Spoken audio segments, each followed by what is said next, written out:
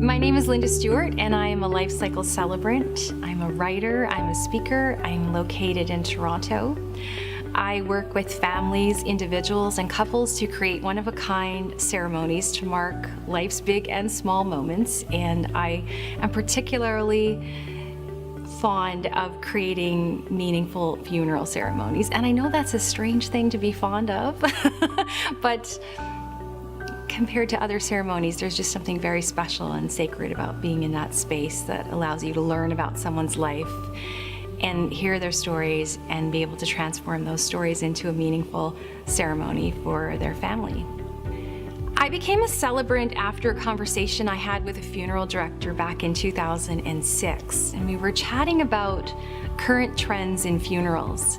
And he told me about one of his most concerning trends, and that was the trend that people don't have a funeral at all. And I was really bothered by this notion that there were people that didn't feel that they fit into the boxes that we had created. And being one of those people myself, I wanted to ensure that every family, every person could have a meaningful ceremony to remember and honor a life, because I truly believe that ceremonies are powerful and that done well, they can be transformative in a person's ability to heal and move through their stages of grief. I've heard from a lot of people that they don't want to have a funeral when they die, and they've made that request to their families.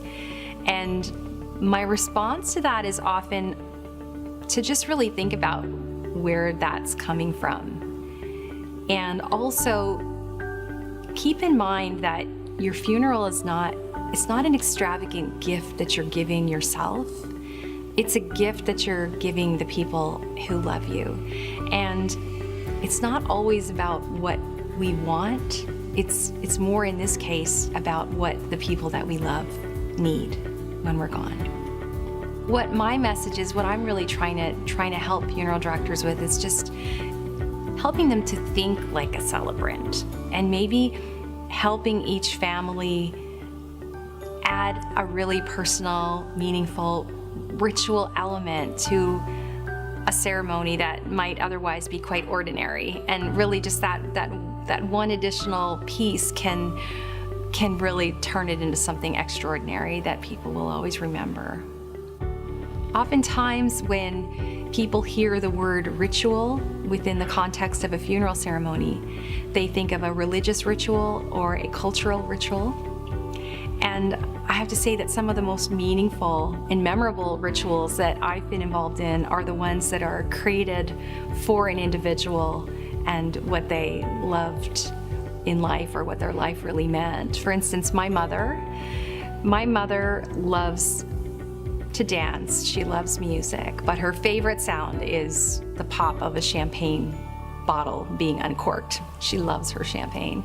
So at her funeral, we will be incorporating a champagne popping ritual. So just to give you an example, if you can imagine, her casket will be open, and beside her casket we'll have a couple of bottles of champagne on a tray and a couple of glasses and a pen.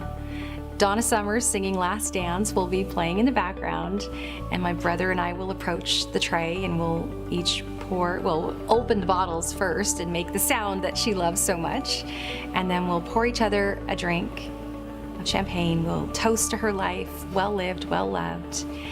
And when we're finished, we will each write our names on the cork, on our corks, our individual corks, and we'll place them in the casket beside her before we close it and say goodbye. So just an example of a really meaningful, memorable ritual that I think will be important for my brother and I, that really honors my mother and her love of music, her love of dancing, her love of champagne. So it doesn't have to be overly complicated. It can be just really simple but really beautiful.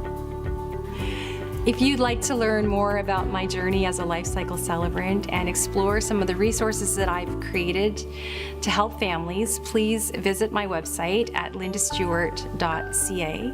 And if you'd like to learn more about Frazer Consultants, please visit their website at frazerconsultants.com.